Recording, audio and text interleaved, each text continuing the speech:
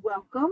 Um, the name of this session is Using the Tools of Writing to Clean House, Steps 4 through 9, and also known as Step 10. My name is Kate, and I am a recovering food addict and bulimic, and your leader for this meeting. Hi, The Katie. session format is one speaker for 45 minutes, then the floor will be open for 2-minute Q&A and shares. Before I introduce the speaker, here is some housekeeping information. Attendees are set to mute. We ask that you rename yourself to your first name and last initial. If you wish, you can add your contact information. This session is being recorded. Only the audio portion will be made available. Please stop your video if you are walking around, driving, or eating. You will still be able to hear the session. We may turn off your video for you. Please send a chat message when you are ready to have the video turned back on. If you want to change your view settings, click on the view button at the top of your right screen. You may choose either gallery or speaker view. Also, please note that the chat is set to host only. Questions and comments will only be seen by the host. And today, our speaker is Judy from California. So welcome, Judy. Hi, thank you very much. I would like to make a request before I start that people who are on the phone talking to other people to get off the phone right now. And might sound pushy, but I kept myself not visible this entire day and loved hearing everybody. But I wouldn't have been so disrespectful as to let you see me putting rollers in my hair and all the other things I was doing in preparation. So I request the same. Janice, I'd like you to hang up, please. And anyone else, if you're going to be checking your emails, okay with me. Just turn off your video because I would really like to connect with whoever's face I can see. It's important for all of us, you know.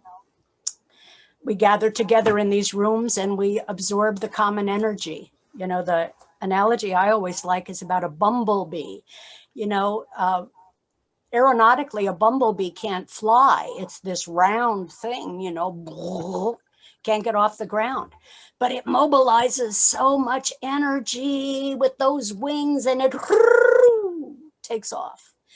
And I think that's us here in OA, that we mobilize some beautiful energy. And I want to try to connect with that because quite honestly, I am a little bit intimidated and scared to be speaking. I've been in OA 46 years and I've done a lot of speaking.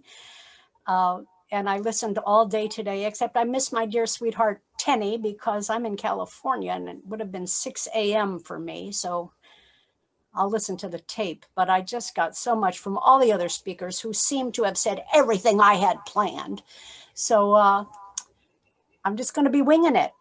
So before anything, I would like to start out with a prayer. And I did not come to this program as a prayer. I came here as an eater. I weighed 222 pounds and I was mean and I was angry. And I saw no need for prayer. And eventually they taught me that prayer doesn't change God, it changes the prayer. That when I stand in that mode of supplication, of asking for help and guidance, I change. So this is the set aside prayer, and many of you have probably heard it.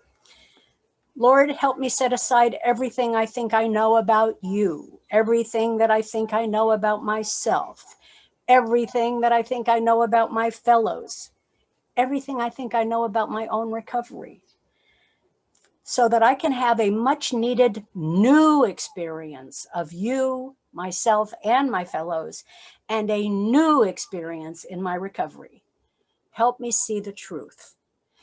So that's what I'm here about. I hope that I get something out of what I have to say, and peripherally, you'll get something too. But I'm here to experience something new. And if I didn't keep my recovery green after 46 years, if I was still saying the same old thing, and telling you how I got here and how much I dieted and 9 times at Weight Watchers and blah, blah, blah, blah, blah, I would be falling asleep. It's all good material. It's on other tapes. You can find it or email me and I'll tell you how to find it, you know, to hear all that kind of stuff. So I was a little mixed up about what I'm supposed to share about. And then I called one of my buddies, Beverly, and she said, well, who's going to keep you from talking about whatever you want anyway? So I hope that I meet the agenda of you organizers. And,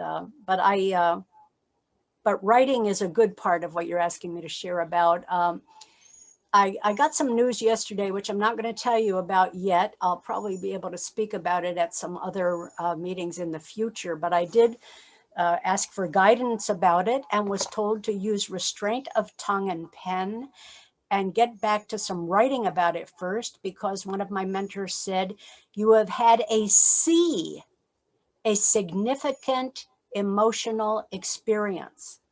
This news I got yesterday was a significant emotional experience. And it basically was about someone that I know really peripherally, a colleague, and she's very similar to me in many ways. The things they say about her, you could say about me. And she took her own life. And bam, I'm just like, wow, blown away. And a lot of it has to do with the kind of person I was before I got here.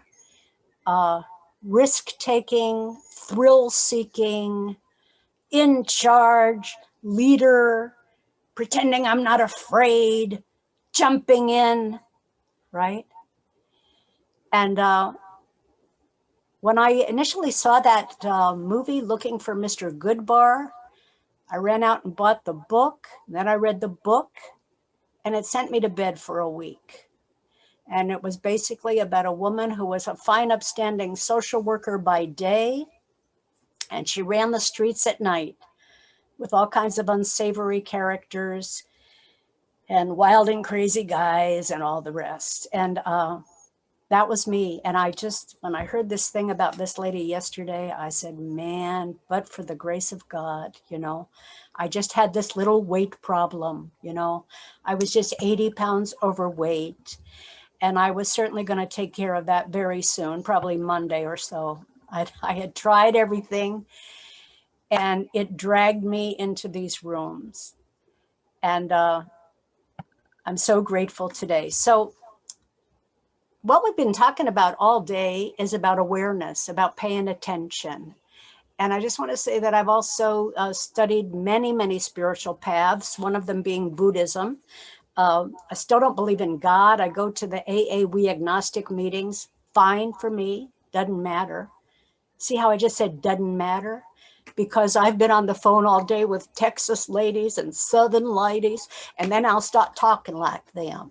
I was such a chameleon in my early life. I was an Army brat, and wherever we moved, within a week, I was talking like y'all. I was acting like y'all. I was doing whatever it took to get accepted. I had no identity. But I was successful at it. So that's the unfortunate thing. I was very successful at it, which only delayed my willingness to listen to what you guys had to say, because, hey, I'm in the world. I'm not hanging out just in those rooms, you know? Oh my God. So that kind of story is not that much different than everybody else's. You know, our drunkalogs, how we got here, is pretty similar. Defiant, angry.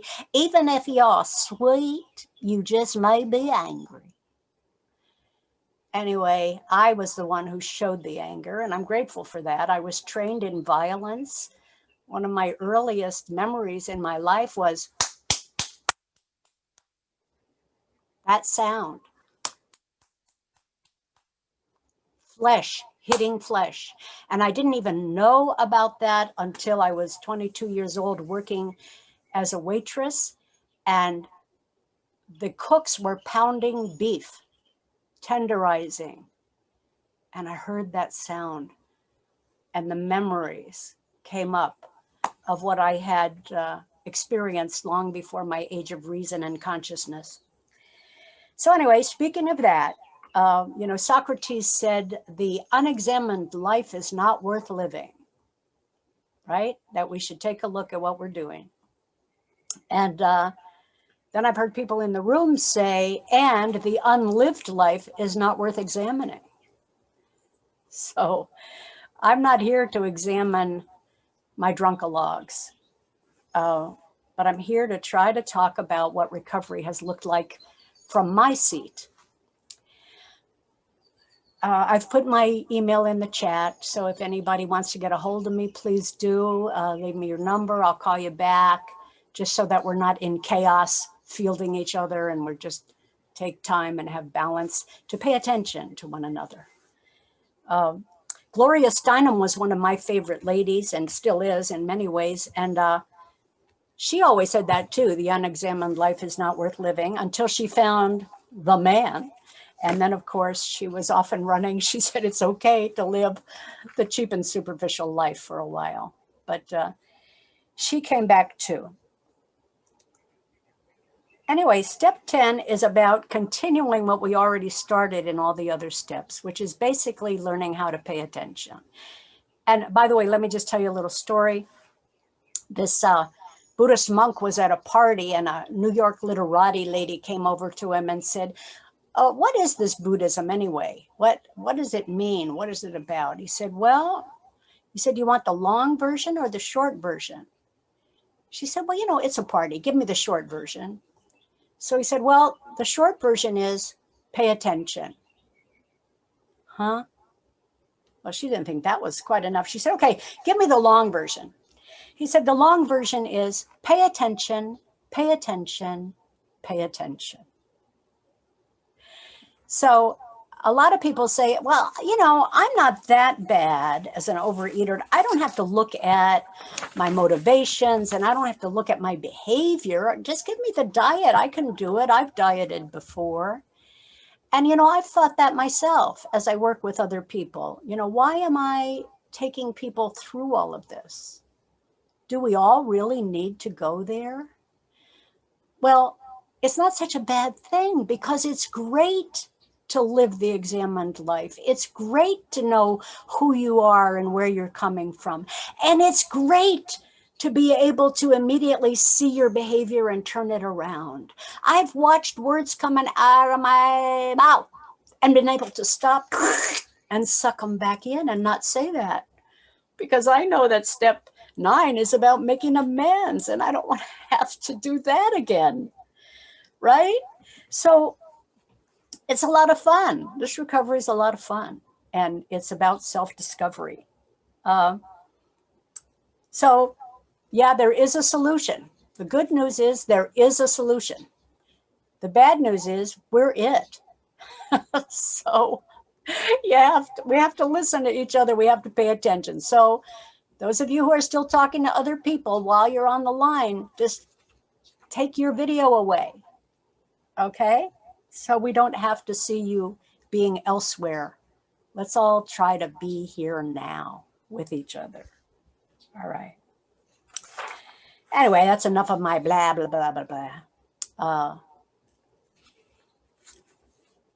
A lot in step 10 is about examining our motives. And I was always pretty slick at hiding my motives, mostly to myself. Putting a good intention around it, pretending that's what I was after. But especially with my current sponsor, she talks a lot about my low self-esteem. And I say, what? Low self-esteem? Moi? I'm a published author. I've been on national television, had my own radio show. I'm a speaker here, there, and everywhere. Blah, blah. How can I have low self-esteem? Look at all I've accomplished. But But when we look at my behaviors and the times when my motives were hidden, it usually turns out that I am trying to look good or better than other people. I'm competitive and I want to get over. It's still part of that streetwise stuff I came in here with, of getting away with something so that I can feel powerful. And I'm not trying to say that I'm not a good person. I am a good person, but I still have these last vestiges of thinking I should be other than or different than I am. Most of the time, I'm pretty content with who I've become, and I'm pretty much happy that I'm a nice person. That didn't happen until very, very late in the program. You know, I would say my first 20 years were spent rigidly holding on to that food plan so that I could keep maintaining that 80-pound weight loss. So I'd be a pretty little dancing doll. And so I'd have credibility at OA because I saw that when people regained their weight, other people stopped listening or turned away. That happened from time to time. And there have been seminars in OA meetings where people talk about that. And they call it the 12th step within. This is not a competition here. This is not like Weight Watchers where we throw open our trench coat and say, look at my body, look at me, look at I. No. This is about tremendous gratitude that just for today, I feel some safety and protection from my demons. Eleanor Roosevelt said, great minds discuss ideas. Average minds discuss events. And small minds discuss people. So my early life was spent discussing people. And my mom and I would sit at that Formica table and we'd be eating these rolls that we slathered with butter. And while we were eating them and the little poppy seeds were rolling down our cheeks and the butter was dripping down our arms, we'd be taking everybody's inventory. We were so smart and we knew exactly what was wrong with them and how they should fix that. And we kept stuffing our humanity, our compassion for ourselves and others. We kept stuffing that down with this dough, baked dough. And it wasn't until and to tell you the truth, I became very successful at it. Like I said, I was successful with all of my defects. I became a therapist and I used this skill of noticing other people and how to point out what they were doing and to help them. And they loved it. Oh, thank you. You helped me so much. Yeah? Don't know. Anyway, it was a good attribute. But the things that have saved my life, my personal life, have been the things I've learned in these rooms of how to be a gentler, kinder person, and how to stay with an empty cup, with the cup empty. I'm here to be filled. I'm here to learn things. I'm here to grow. And I hope I'll remember to tell you this story at the end of my talk.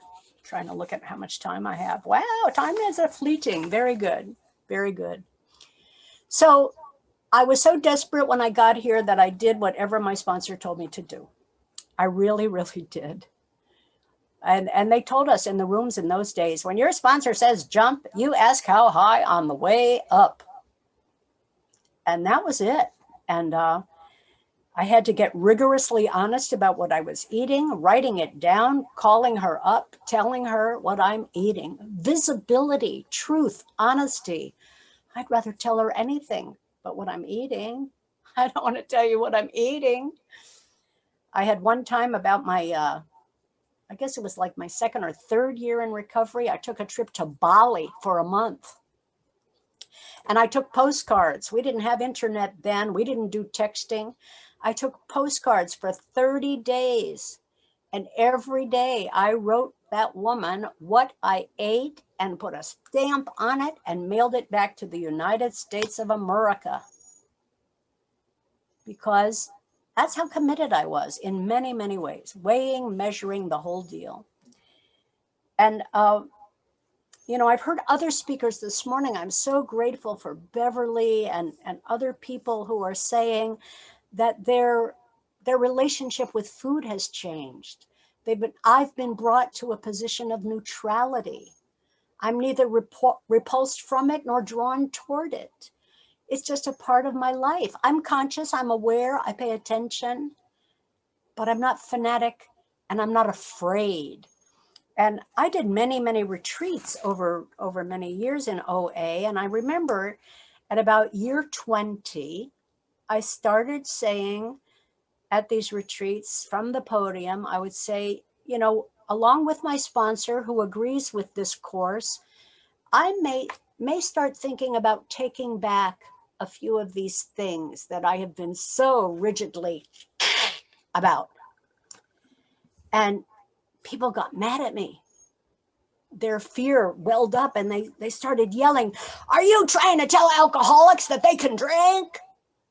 I said, no, I'm just saying that, if I'm in a restaurant and turns out there was sugar in the salad dressing, I don't need to run all the way to West Health for the next 6 months because I'm having some withdrawals. That I might be able to get back on track, create balance. Like when you're driving a car, when you first learn to drive, you go, right?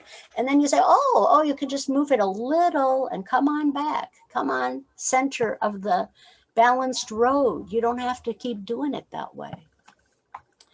So anyway, I told the people in those retreats who were angry with me, I said, look, think of me as like an Indian scout, okay? I'm going to go out on the prairie and see if there's Indians out there. All right? I'm brave enough. Now, if I come back and there's arrows in my chest, then you may decide, if I come back fat, you may decide that I was not following the best path. Well, that hasn't happened. In fact, I continued to get to an even more moderate body size. Today I wear a size 8 bathing suit. Most of my muscles are very functional. I have all the aches and pains of a woman my age, and I know how to deal with them. So that's enough on that score. So I also appreciated all the enthusiasm of all the speakers. I think that I'm not as fired up as I might usually be when I speak. And part of it is because I need to keep doing some more writing about this whole idea of self-destruction. Freud said we all have an ambivalent commitment to both life and death.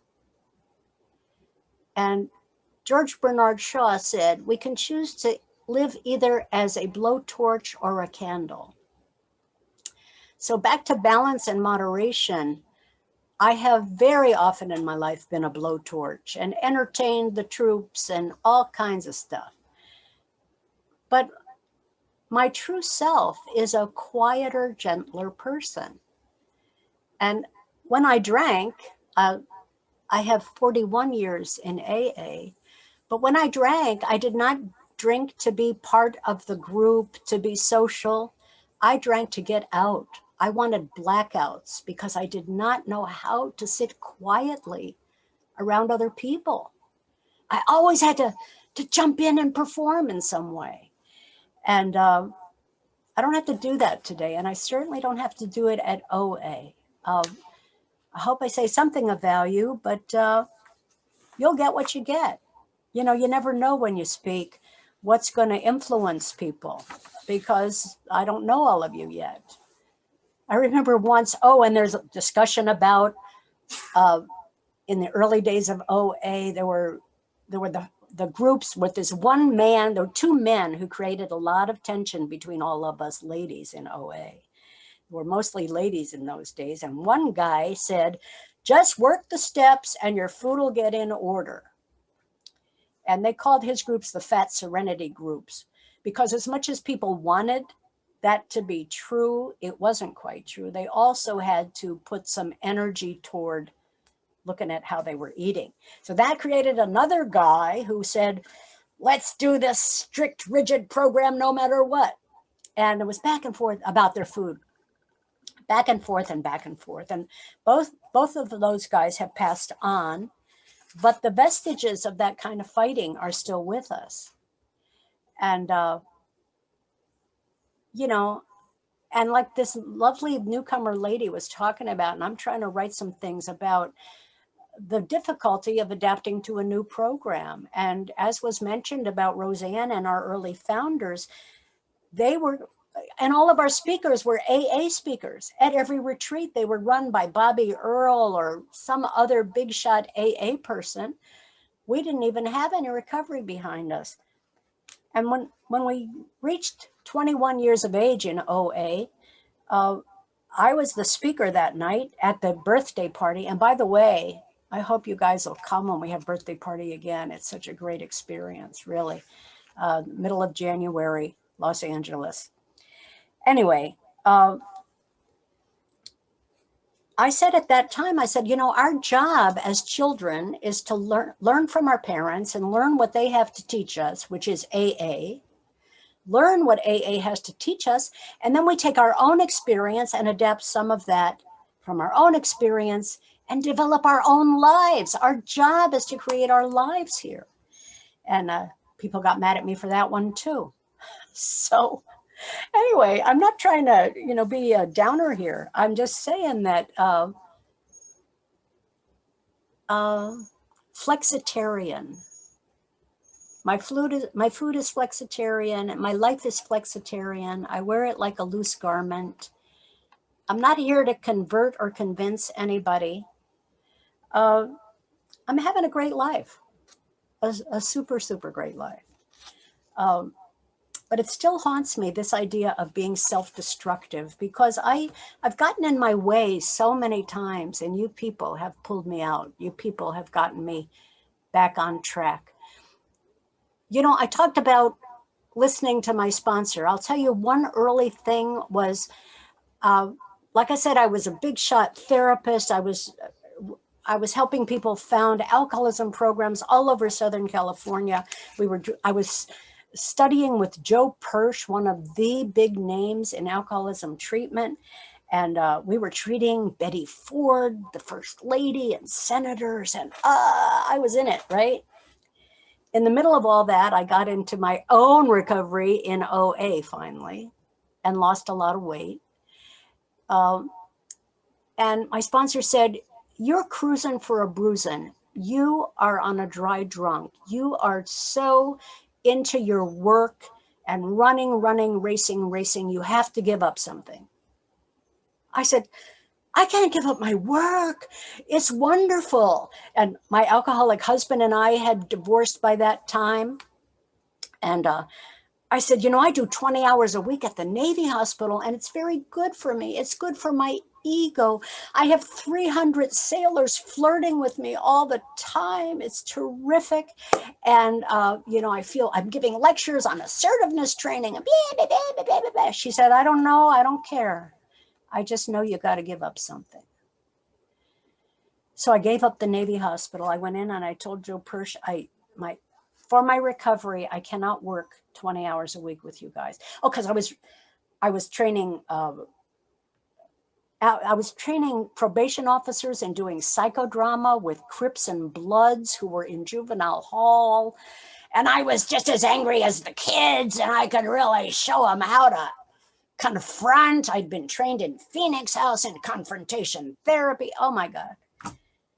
And it was who I was. Anyway, I gave up that job. And a week later, I was walking down the hospital of one of my other jobs. And the administrator said, you know, Judy, you've been losing a lot of weight, haven't you? I said, yeah, what we're doing for the alcoholics on the 4th floor, we could do for overeaters. Bam. It launched the creation of the nation's first eating disorder unit. That was not my plan. That was not a motive. That was not intention. It was like, empty the cup. Empty the cup. There's something in store. I didn't know it at the time. There were so many things like that where my best ideas were not it. When I gave the lecture to the doctors about that, setting up that unit, I couldn't remember my notes right before. I was scared to death. And I called my sponsor. She said, well, why don't you find a little cubicle and get down on your knees and pray? Let God use you as a channel. I said, what? Are you kidding me? I said, that crap is fine for those meetings, but this is medicine. And what you say, what sponsors always say, well, that's what I would do. That's what I would do. So I prayed. Let me be an instrument of thy peace, a channel of thy will. 11th step prayer. I hated my lecture. I thought I should have been sassier. I thought it should have been funnier. I should have convinced them. Guess what? They were doctors. They wanted only the facts, ma'am, only the facts. They loved what I said, and they went for it. Now, see, my idea was you got to sell, you got to push, you got to put that energy. Instead, it was a program of surrender, of letting yourself be a vessel. So things like that happened for over and over and over and over.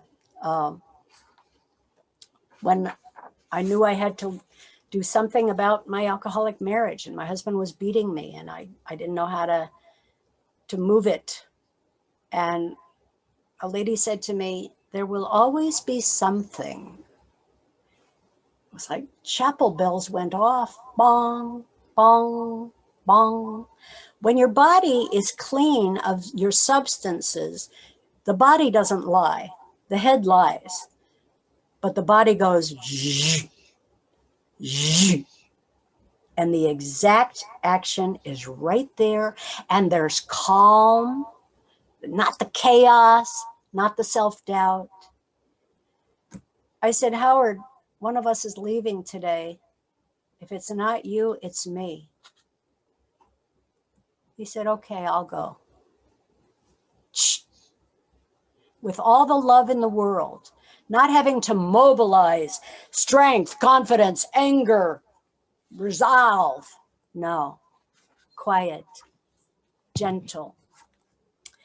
So I'm going to skip ahead and not tell all that much more about my story, but about 2 years ago, right before the pandemic hit, actually in Judy, February. you're at 30 minutes. You have about 10 or 15 more minutes. Thank you very much. That'll be fine. Okay, great. We had a car accident, and peripherally, the doctors found that my husband had a brain tumor. And 2 weeks later, the pandemic went on. We live in Palm Springs, California. For a bunch of reasons, couldn't get the MRI in Palm Springs. Pandemic, back and forth to Cedars-Sinai Hospital in LA, yada, yada, yada. It took a full year to find out that his tumor was benign and it wasn't growing, okay? But as soon as that thing came down, I said, Jude, you better get ready for the biggest test of your life and of your recovery. And it just threw me into recovery in a whole new way. I had, over 4 decades of great success in the program and happiness. But I knew that I needed you guys very much. And I've been a Zoom fiend. I go everywhere. I do everything. I have 3 programs, Al-Anon, AA, and OA. So I'm a busy little bee. I've not gotten my writing done, which I regret, but I will. And about 2 years before that thing came down, I was walking into an AA party, and I said to this lady who is like a big guru in AA, and she said, "How you doing, Jude?" I said, "Well," I proceeded to tell her that I was disturbed about something and I had things going on, kind of just in a general way. And she said, looks like somebody needs to write a gratitude list. Oh God, I got so angry with her. Like, you know, why'd you ask me if you don't want to hear what's really going on, you know? But it kept eating on me. That the two things that I hated most when I came to these rooms was the two G words, God and gratitude. God and gratitude. So I had collected all kinds of artifacts and things that were important to me and pictures of people I love. So in my backyard, I created a gratitude shrine, like that same gratitude shrines I'd seen in Bali from those many, many years before. And one of the things on my shrine is a present from Beverly, and I push it and it jings my little chimes every morning. And I go out there every morning and I go through all of these things about friendship, about sense of humor, about tenacity, about discipline, about career, about about my Henry, my wonderful Henry, about all the things I'm so grateful for. And it changes. Like I said, prayer does not change God. It changes the prayer. It changes how I walk this planet. And so, you know, when Henry and I've been together, I guess like 27 years, all his kids were grown. He has 5 kids. And these weddings started happening.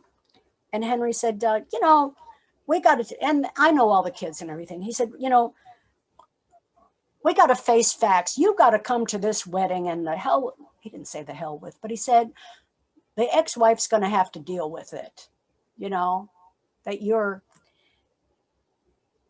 and about motives again, and about thinking through things and paying attention. I said, Henry, I don't want to go to the weddings. I said, I don't need to be out there as a dancing doll with my weight loss and feeling so cute. And this woman who dedicated her life to raising these 5 kids, and she's overweight, I just don't need to create discomfort in that way. It won't feel good. So all the kids, no, except for one, but 4 of the kids have gotten married. I've not been to any of the weddings. It's wonderful. I get to see them afterwards. We have great times. But, you know, for me to make that decision, not because my sponsor told me to, and not because I want to look good, but just because in my heart of hearts, it feels good to be a decent human being and to be considerate. That is major. You know, Beverly knows that is major to have come this far. You know, I am not the person I was at 222 pounds. That person can't live in this body, and this person can't live in that body. It's a different deal.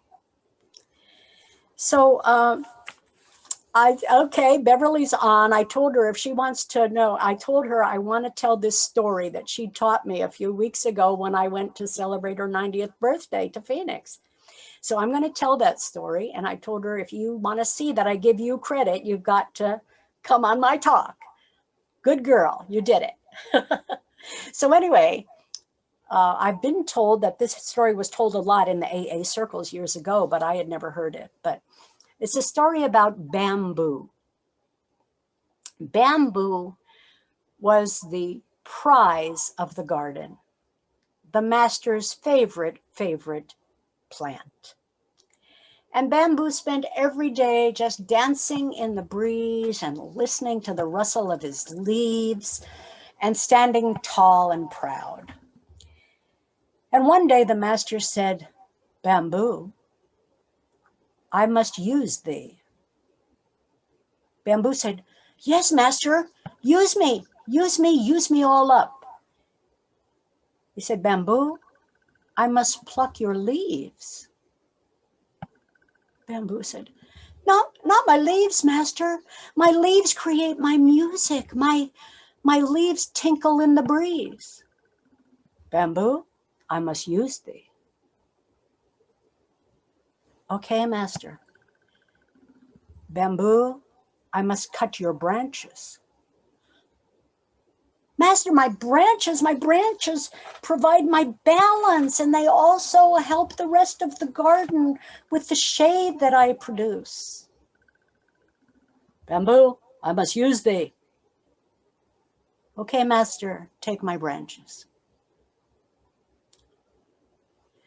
Bamboo, I must also cut thee in half and scrape out your heart. Master, my heart is what you've given me. You've nurtured my heart. You have helped it grow. You've helped me be of value to others.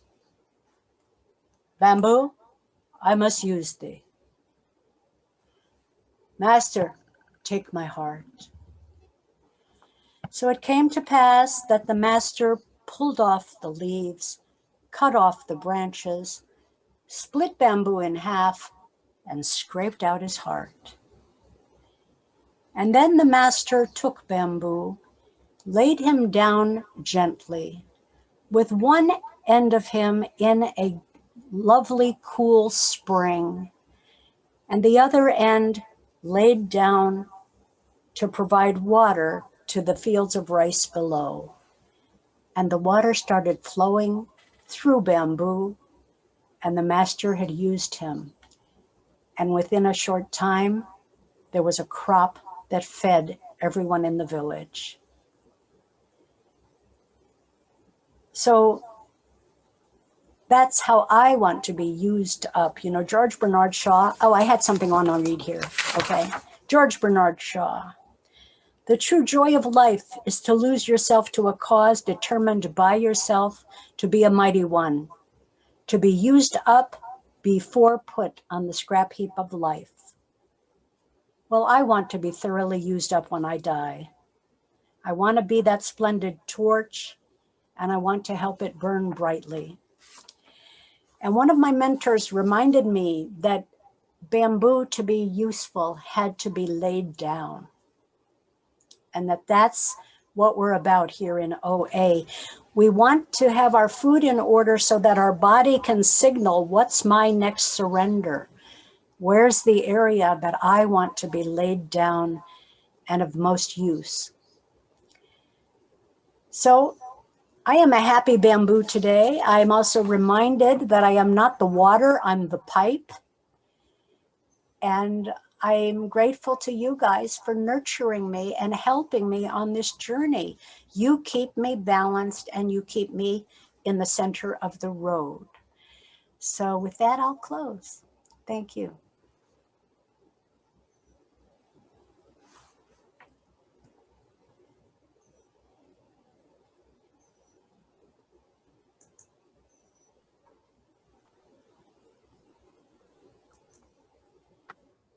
Thank you so much. That was wonderful. We will now open the floor to 2-minute question and answer and shares for the speaker. Please focus your questions and shares on the topic of this meeting. For those who arrived late, the topic of this session was using the tool of writing to clean house, steps 4 through 9, also known as step 10. Place your questions in the chat and the Zoom host will read them to the speaker. Please focus your shares on answering the question, what is your main takeaway? How will you apply this to your program? To share, please raise your virtual hand by selecting raise hand at the bottom of the reaction menu at the bottom of your screen or at the bottom of your participant list. If you are joining by phone only, please use *9 to raise and lower your hand. The leader will call on you to share. Please select unmute to speak. The timer will signal when time's up. The meeting is now open for Q&A and sharing. Okay, so let's start with Maren. You should be able to unmute yourself. Yes, my name is Marin, and I am a compulsive eater. Thank you so much for sharing. That was so beautiful. You did such a great job, Judy.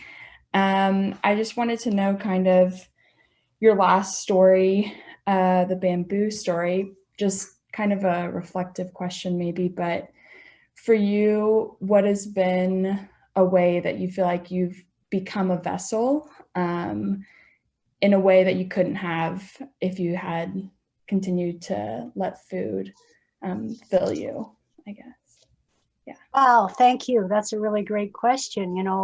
I came here lard laden and sugar coated and constantly filled with guilt and remorse about my behaviors, totally self-obsessed with vanity.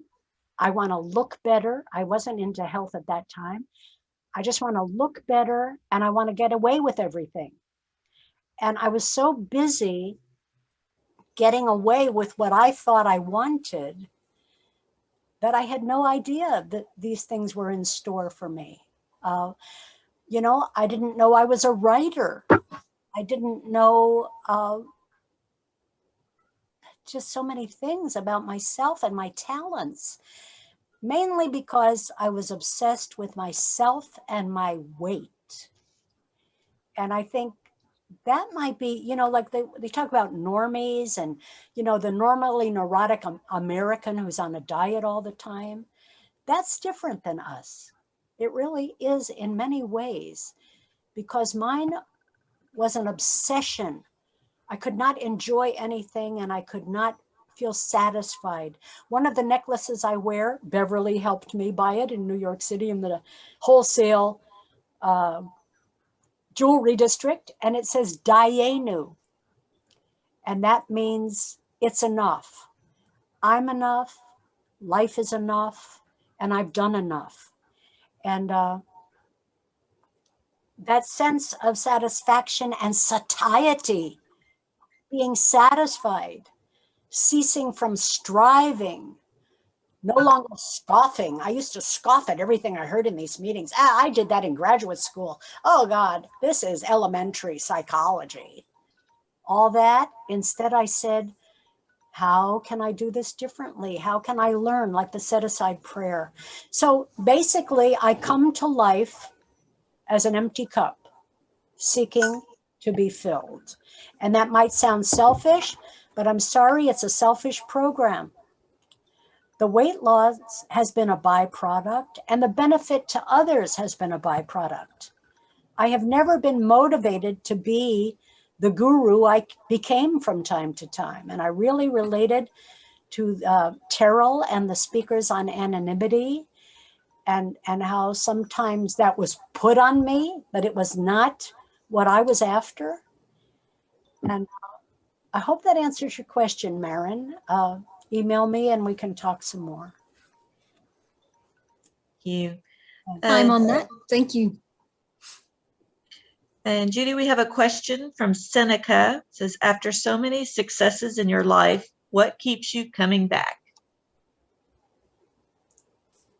Well, I like this way of life. I like learning. When I listen to you guys, it constantly refurbishes some things I've already learned and some new things. Why wouldn't a person want this? I don't have troubles with food anymore. That doesn't drive me here. I'm driven by you. What draws me back is you. Thanks for the question. But like I said, there is a solution. That's the good news. The bad news is we're it. So I come here for you and your solution.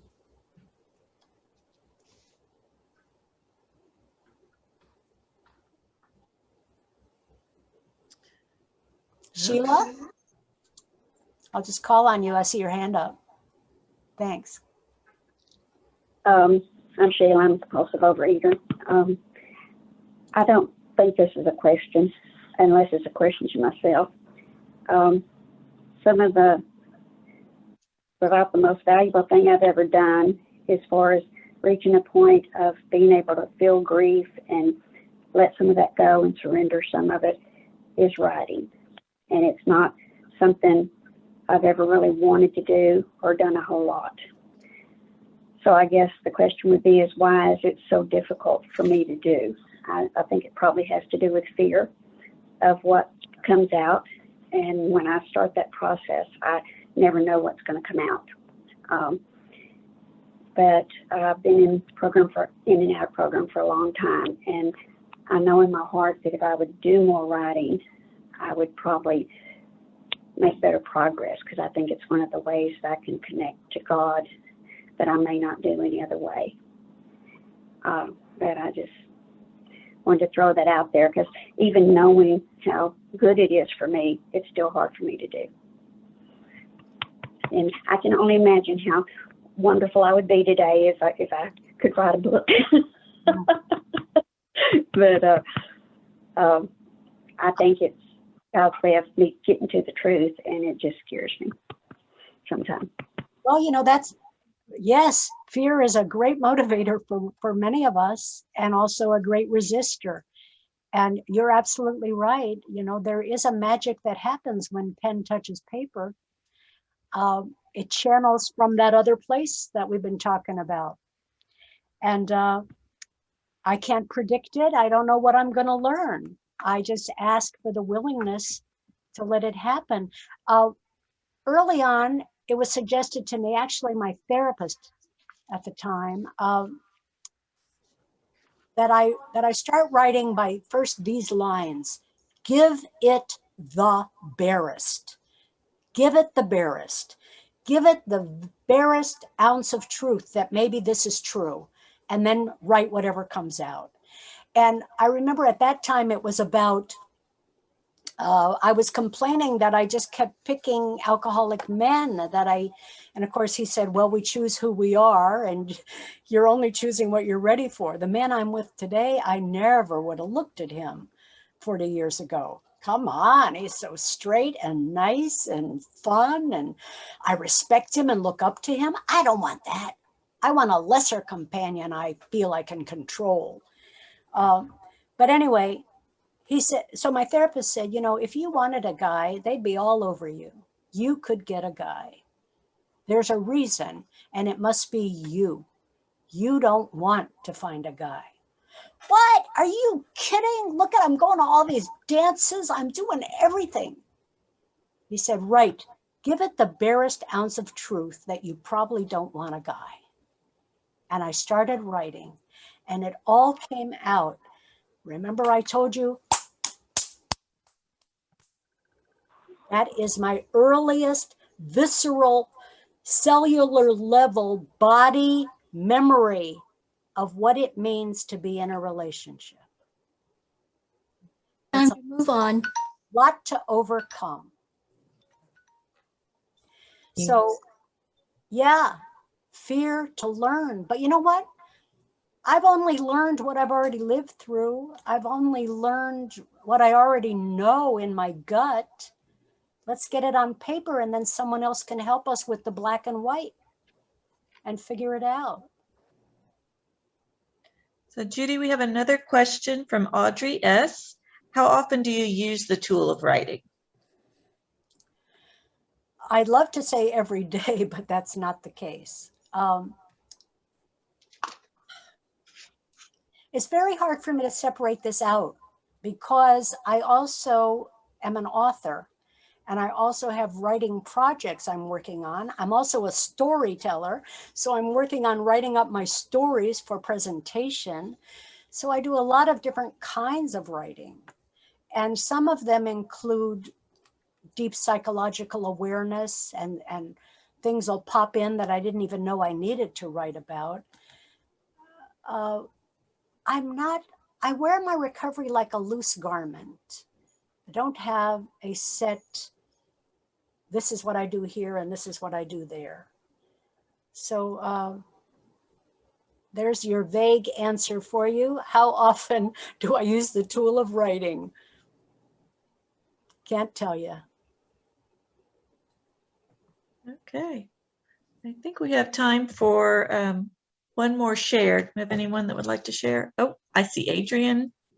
I'll jump on in there. Hi, I'm Adrienne. I'm a recovering compulsive overeater. Thank you, Judy. For me, writing is real important.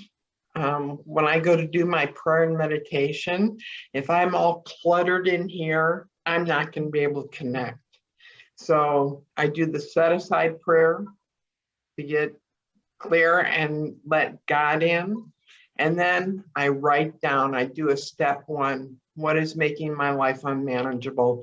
What are the thoughts in my head that are causing me to be restless, irritable, and discontent? And then I do a step two. I turn these over. I get a bigger God that can handle everything that I put in step one. And then I open my hands in step three, and I surrender it and I turn it over. And I write all this stuff. And then I act as if I get to choose how I'm going to show up and not be step one. I can be step three and be in alignment with God and the goodness that I know that God wants me to be. And I can only do that through writing. And when I get all that junk out, that's when I can plug in with God. So writing for me is an extremely powerful tool. And I don't do it perfectly. I don't do it consistently. I just know that when during convention and planning this stuff, I put it down on paper. Man, did I turn this stuff over again and again. And it worked. I was filled with profound peace. Thanks. Thank you, Adrienne. Okay. Well, it looks like, Kate, I'll hand it over to you. It looks like we're getting ready to close. Okay. We would like to thank Judy and everyone who attended this session. We will now move into a short closing to celebrate this awesome convention and the great messages of recovery.